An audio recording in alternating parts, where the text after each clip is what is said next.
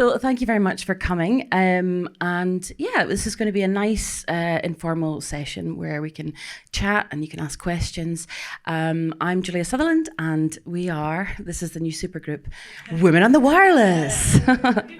We've been working on our dance routine backstage. So thank you very much for coming. We are here today to celebrate 100 years of broadcasting in Scotland as part of this week of events with the National Library of Scotland and the BBC. And I was talking to Pauline earlier and I was saying, yes, do you know, probably between us we've got about 100 years of broadcasting experience. And she said, it's probably more like 200, which was quite a depressing start, I'll be honest with you. But let me introduce our panel to you. You probably already know them all very well already. Nicola Meighan, who regularly presents the afternoon show on BBC Radio Scotland and has got lots of other experience that we'll get into, but listen to that 1:30 in the afternoon. We've got Shereen Nanjiani, MBE. Listen, when you've got it, you have to mention it every possible opportunity. And it's not an OBE. An MBE is my bloody effort. An OBE is other people's bloody effort. So you should own that, Shereen. Of course, Saturday mornings on Radio Scotland at 10 a.m. is where you can currently hear her on the wireless. And Pauline McLean, BBC Scotland's arts correspondent, all over the place is where you can catch her all the time. Very busy woman who's just been just dashed here from a job this afternoon. So we're very happy to have all three of you. Thank you very much for joining us today. I'm Julia Sutherland. I am a producer, comedian,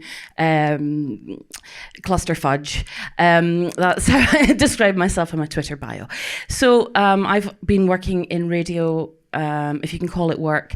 I made my first radio show when I was 6 years old, so just a few years ago, and then sort of left radio and because I was like, no, I'm not going to do that because it's the sort of family business, and then found my way back to it because I just love radio so much and I love connecting with people and telling stories, and it's just very much in my DNA, it turns out.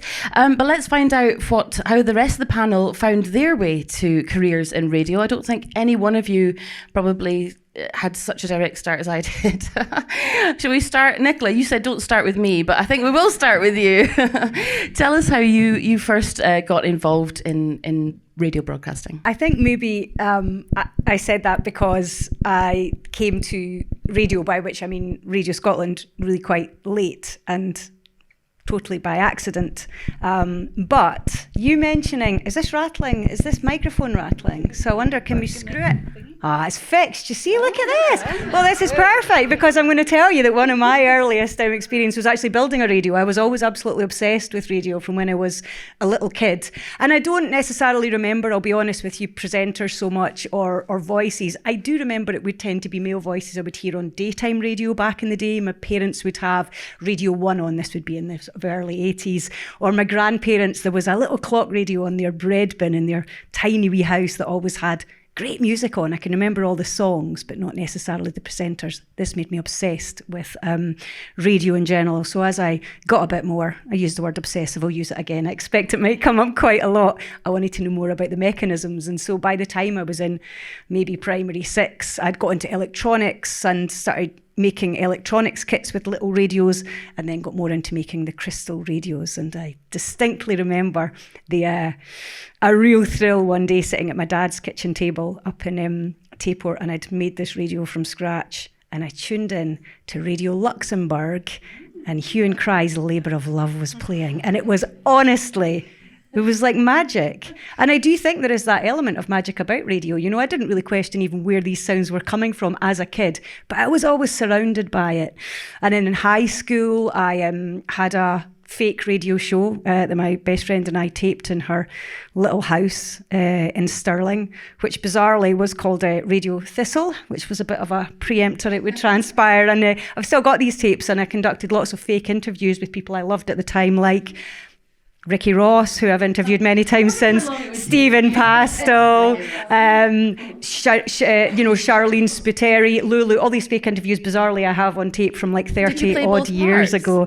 Usually, yes, right. Yes. My best friend would sometimes do it, but she was usually doing the musical part. So yeah, it was bizarre. So I was always really, really in love with radio.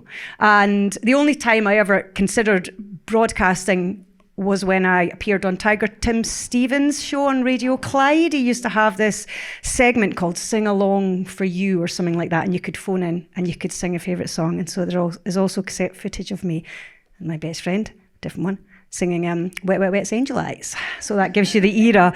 Anyway, then I went into every other part of sort of music and writing. So I lived in London for years. I worked in the music industry. I toured with bands. I did everything except, I wrote radio script for adverts. I found one the other day for a Depeche Mode radio advert. Remember those? Those were the days when you could advertise on the radio, music like that. And then slowly I moved back to Scotland and started writing for the Herald, writing about music, because I'd had access to so many artists and sort of, I guess, just by default learned how to interview them. And as a result of that and writing more and more about music and being at more gigs and things, Mandy Freeman, who is a music producer at Radio Scotland and at that point was producing Vic Galloway, had sort of teamed up with Vic and they'd said, do you want to come and have a shot at trying to present something? This was about 10 years ago. And I said, I don't know, I think I'd probably be a bit rubbish at that. And she said, come on in anyway. So we made this fake programme. And I emailed her on the train home and I said, Mandy, thanks so much for inviting me in. But honestly, I just think I'm absolutely terrible at that. I feel like it would be a terrible idea. And she went, just come in one more time and we'll see. Here we are. So it's Mandy to blame, perseverance. And it wasn't that I didn't love it. It was just that I didn't think I could do it. I didn't think I would have the confidence or the ability, I think, because to me it's such a sort of privileged position, but it's also just such a magical thing to be able to do, to sit there, to speak to people, to speak to the listeners, to play music. It's amazing. But so you came to it quite a roundabout way, journalism. Pauline, kind of similar for you, didn't directly come in, came more through the print journalism side of things. Tell us about how you first got involved in radio. No, I think you're absolutely right. I think the title of our supergroup has to be the accidental women on the wireless, because I was also an accident. Exactly, I was totally accidental. I started out in newspapers. I was working for newspapers since I was 15, first local papers, and then I worked in the Evening Times for a bit. I also had a pop column for a year in the late 80s, which was quite a good time to be doing lots of interviews.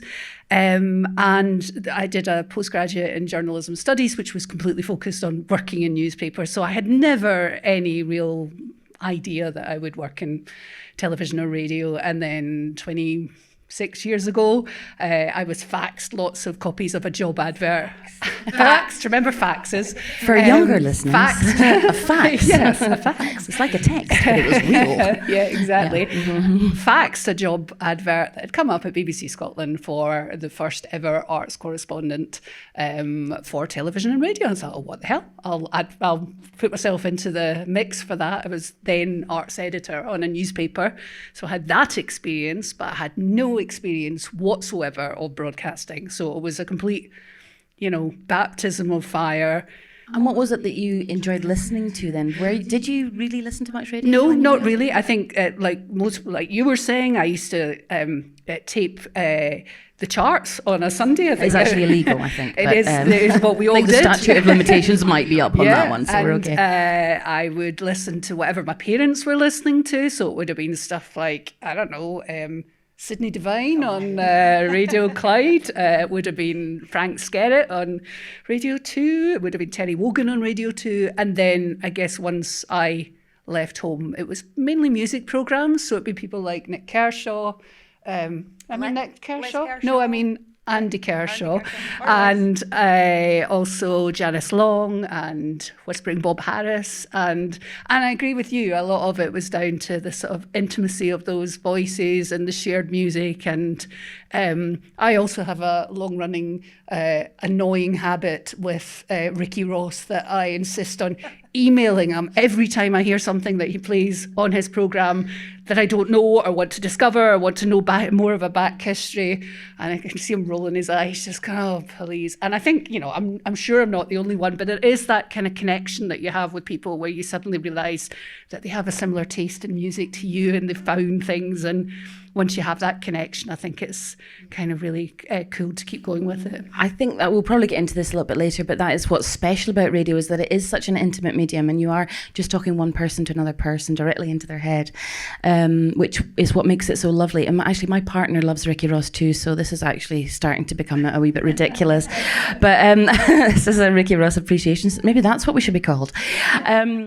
Shereen, tell us about your journey, because you sort of came from television. Yeah, I mean, I spent 20 years of my career in television. I started out as a trainee journalist. I actually was a gopher. Do you remember, what did they call them, vacational trainees?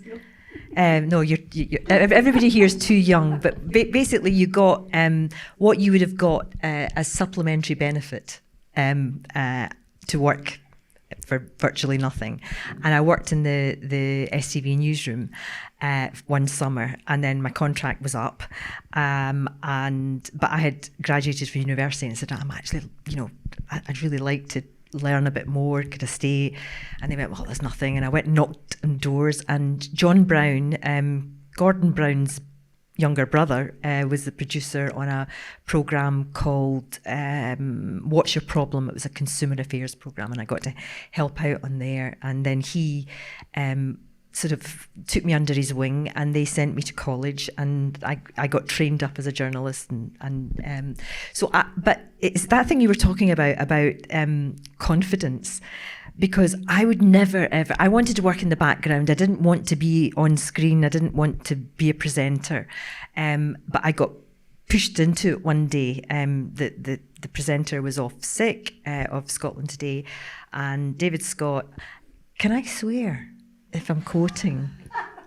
Absolutely not. Well, David Scott was my boss then. He knows this. He knows I tell this story about. And he said, he was a very gruff man, and he said, Sheena's off, you're going to read the news tonight. And I said, I can't. I've never sat in a studio, read autocue in my life. And he went, don't worry, if you fuck it up, you won't do it again. Seriously, that is how. But anyway, I did. I know.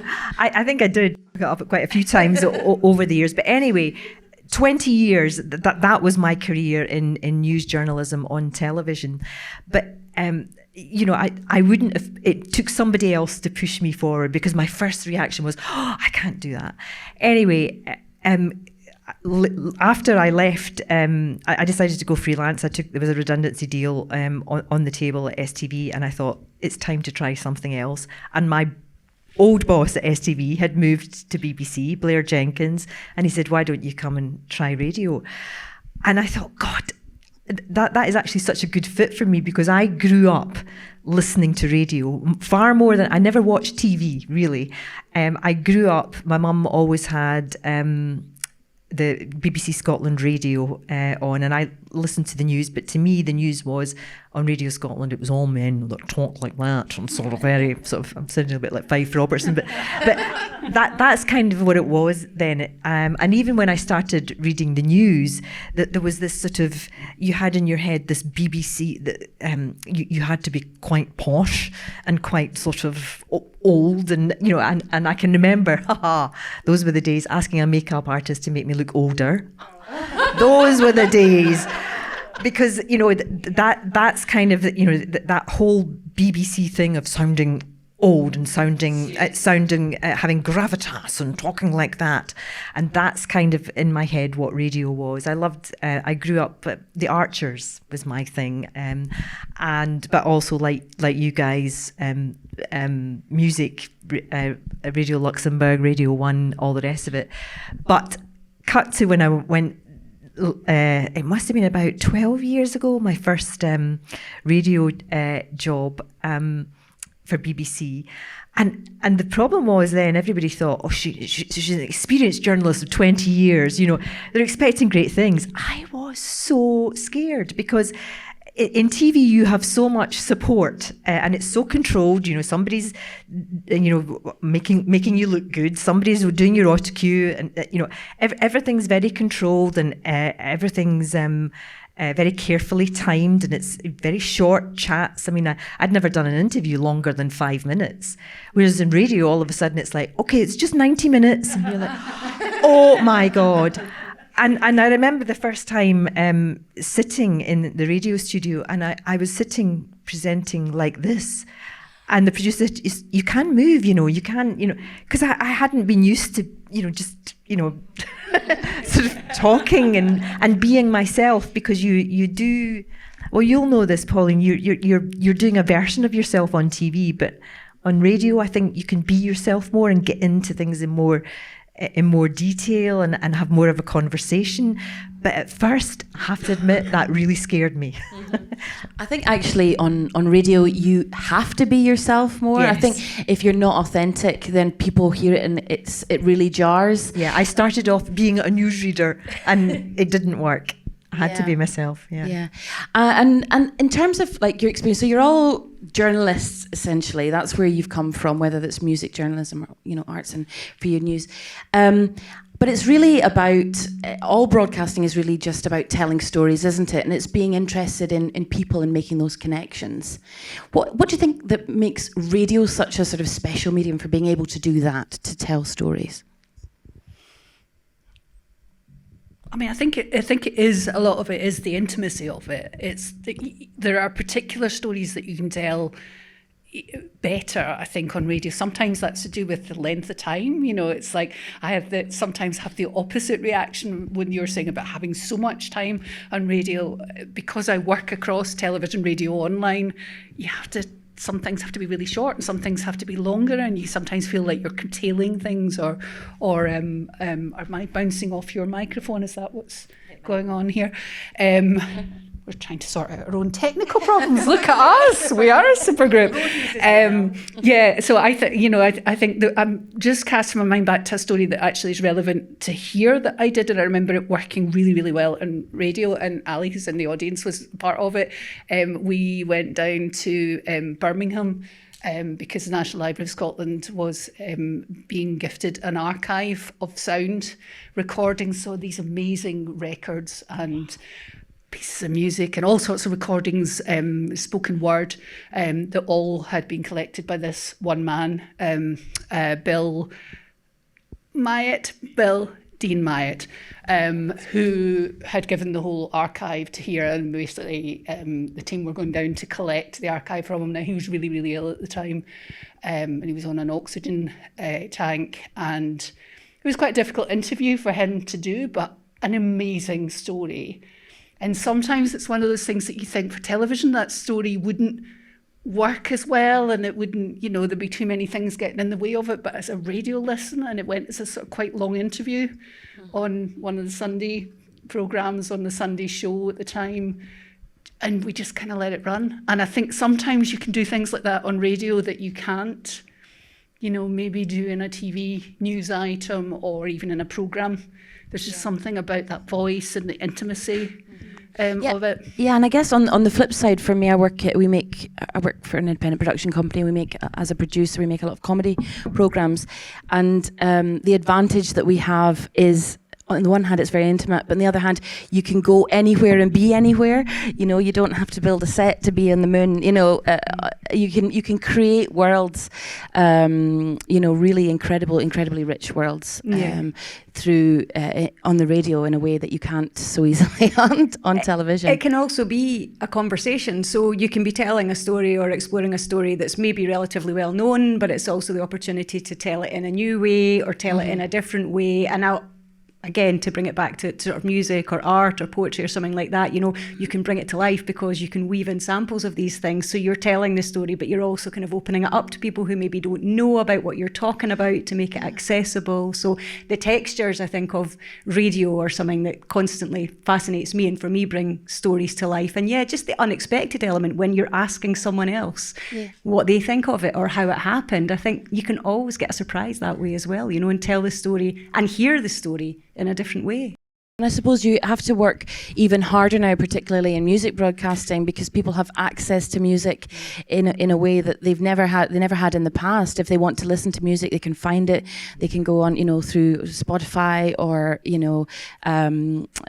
any of the other platforms, even YouTube, whatever, you know, they can find music, but it's actually, how do you still make music radio relevant? You know, how do you keep those listeners tuning in and make you the source for their, you know, for finding new music? I think people still need a filter. I think people still need a trusted source. It's like Pauline saying that, you know, she listens to Ricky and emails asking what that is. I heard there's a radio station at the moment, you know, you get these bespoke stations now, so it can be a particular decade or a particular genre of music. And I heard an advert for one the other day which was saying, yeah, you get adverts and you get this, but if you pay for the premium I guess, subscription, you don't need to listen to any adverts, and you can skip the songs that you don't like. And that just felt like sacrilege to me, because it's like, that's how I probably learned to love half of the songs that I love from my entire life, is because of, I guess, just exposure to them. You know, we need other people other than us to decide what we're hearing all the time, and that goes the same for anything. That's not just about music, that's about any content, I guess. And that's why I love it. It's the unexpected element of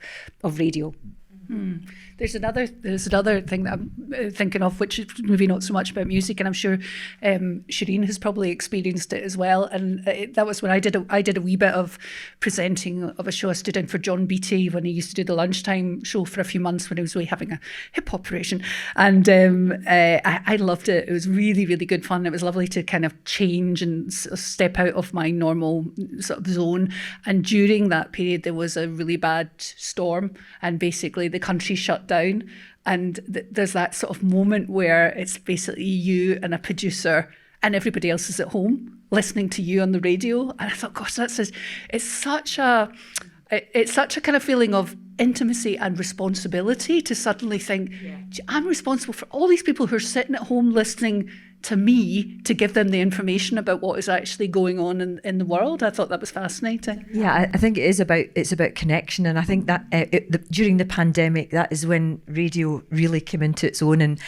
And I think you were and I were both key workers. You know, I mean, we're just 3 years after the first lockdown, and I remember vividly when that happened. We thought, you know, that's it. We're all off. My programme will be off the air, you know, it'll just be news, you know, that, but no, they said, no, we need that on. And I remember driving, and it was just me in the studio, and I think guests were at home, and there was somebody in another room, socially distanced and all the rest of it. But my programme is just a sort of me and a panel of guests, one of whom is sitting in the front row there. And just chatting about, you know, the week's events, and we don't normally take text, but we just got flooded with text, just saying, oh, it's just so nice to hear, you know, people talking. We were sort of expressing what they were feeling at home, and we felt connected, and you know, I think programs like the during the week, the phone-in program where they were speaking to Jason Leach and giving information, but people were able to phone in and say, should I be doing this? Should I be doing that? But also just people who were acknowledging how they were feeling, that they were feeling that way themselves, and it helped me through, but I think it helped people. And it was the reality of it as well, because I think I did my show on a Friday from home for the best part of a year. So much so that because the kids were at home as well, because there was no school either. And I was doing it from this tiny, basically the utility room in the house. So even now they get kind of slightly worried about running the hot tap up the stairs, because if they did that, the boiler kicked in and it made too much of a racket. So despite the fact we were all, you know, completely encouraged to wash our hands constantly, I was literally like them, don't wash your hands, do not use a hot tap. Super spreader. Yeah, exactly. But other things would happen. So an ice cream van must have been still allowed to come round our estate. I just live in Stirling. And but brilliantly, people would say who were listening, and you suddenly realise people who you know listen, which is quite bizarre, because you don't ever think of that. And they would say it was lovely because they would hear the ice cream van on the radio, and they would hear the ice cream van coming around the estate. And, you know, that idea of proximity and closeness was completely without choice. I mean, it's not something we would ever have wanted. And yet I think those moments were hugely reassuring to people. And actually, to us as well. I don't know about you guys, but actually it made it a bit more normal in what was an utterly bizarre situation. I've thought it was a privilege because we were yeah. able to connect with people in a way that people weren't able to connect with each other. And then we moved on to the outdoor, the OBs as well. Remember we did one from Pitlochry. And there were various other, places where we were still socially distanced, but we were outside. Therefore, we could, we were able to do things. So, I mean, I was the same as you. I basically thought at the start of the pandemic that I'm going to need an arts correspondent. I'm happy to do a few news shifts if you want, or alternatively, I volunteered to go and work in the afternoon show for a bit, and they gladly snapped me up, and then I couldn't come because I was just so busy because people really wanted to have that. So as long as you were at the other end of a boom mic for radio or television, then you could keep going, and people seem to want the content. So from broadcasting in your own utility room, that's probably the least exotic place you broadcast from. What about the most exotic place? Where has radio taken you? What's been the most memorable? It kind of feels a bit like both, actually. Well, I did it from the kitchen table one day, so that's probably like one extreme and the other. I got to the other end of the kitchen.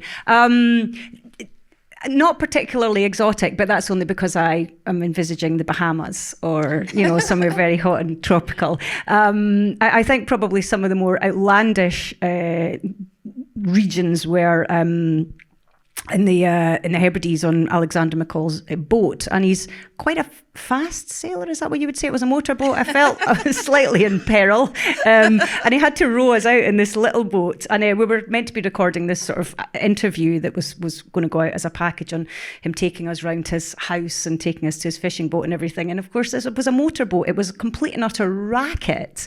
So, and I was slightly, in fear for my life. But it was very picturesque. That was absolutely gorgeous. I don't know if I've been anywhere particularly exotic, but I did also go to a llama farm once, and I sort of jokingly recorded an interview with the llamas, which the producer Did you play the included in the pack. So I have actually interviewed some, other than human voices. So I guess that has to be up there. I don't think I can top that, Pauline. Yeah. Interviewed any llamas lately, Pauline? No, I don't think I've done llamas. I guess the most sort of glamorous one has to be the Oscars. So I went to do the Oscars, but it was so long ago that the technology was so undeveloped that my only input to radio was actually a telephone call from my room. Whereas now, obviously, you could kind of take your phone with you and immediately broadcast live from whatever you happen to be. But at that stage, it was just picture, if you will, a sort of nice Bakelite phone in a lovely glamorous Hollywood bedroom, and me in my peignoir talking to, and stupidly said to John Milne before I went on air, I'm in my pyjamas in the suite, and he told everybody on Radio Scotland that I was broadcasting in my pyjamas, which, as you point out, was actually a taste of things to come during the pandemic. Exactly. we were all at least from the bottom down in our pyjamas for quite a long time. What about you, Shereen? What's the most exciting and interesting? I never got sent anywhere by BBC Radio Scotland. STV, thank you STV. I got to go to Africa and all sorts of places, but BBC, I think the furthest I got was Inverness for a hustings. That was it. Wow. That was it.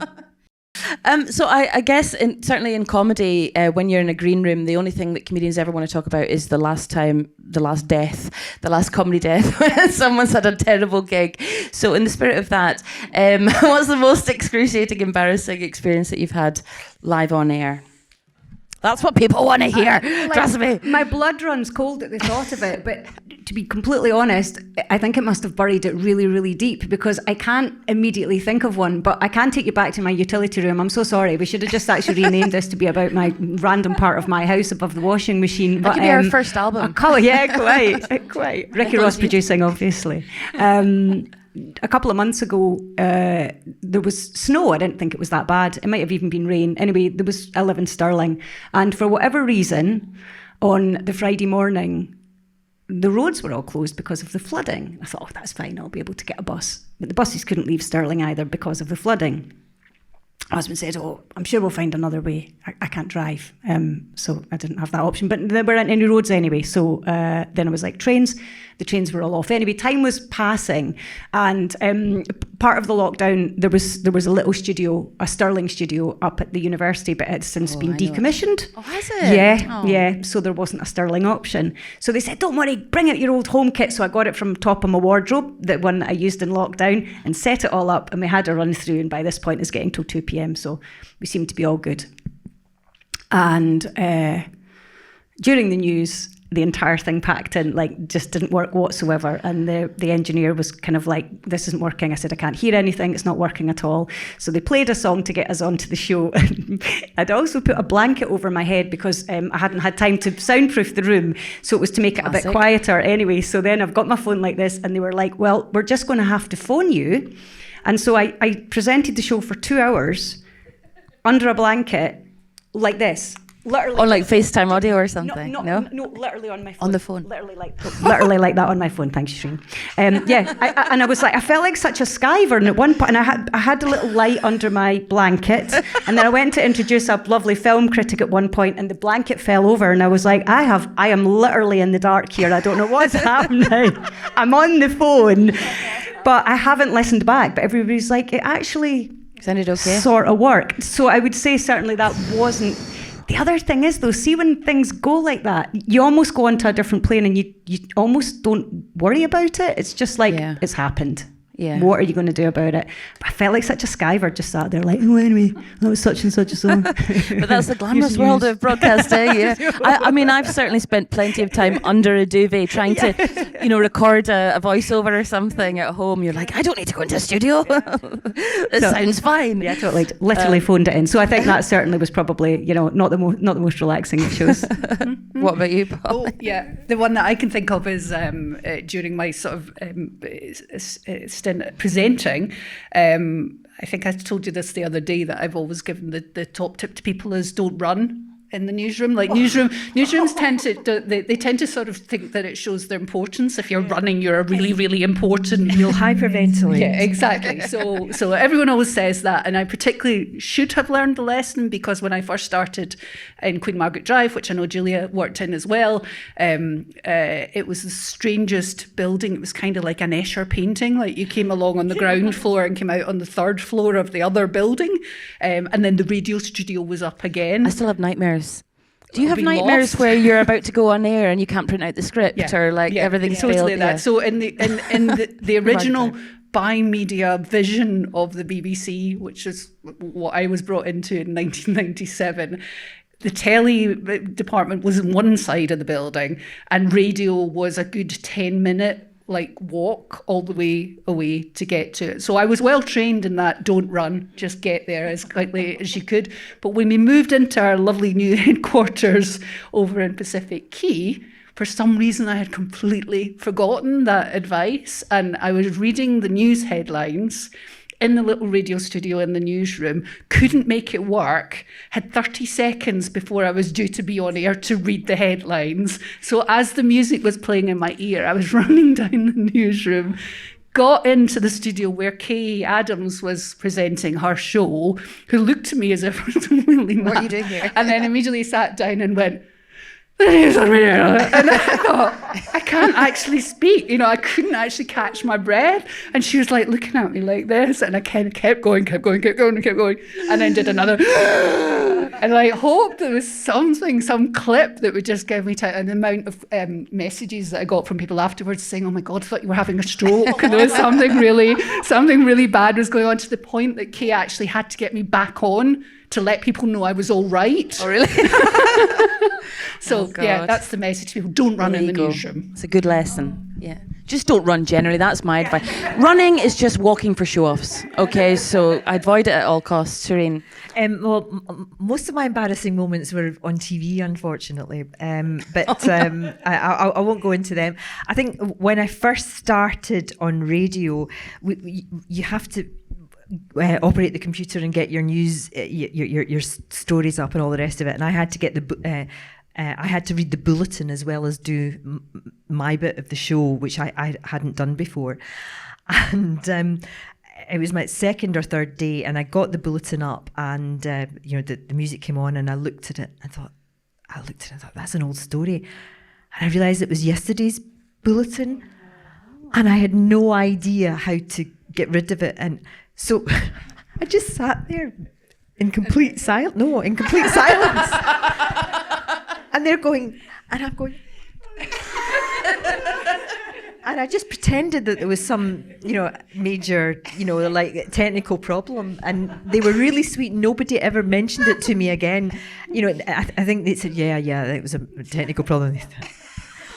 I just sat there in complete silence, dead air for about 40 seconds at least. Oh my God. Yeah. Yeah. And they were just sitting there. What could they do? There was no one they could go to. So it went on and on and on. And yeah. Well, I think we are out of time now. But thank you so much. We could have chatted all night, I feel. Thank you so much for coming along and for watching. And please give a nice warm round of applause for the three panellists, for Nicola, Pauline and Shereen. Thank you very much.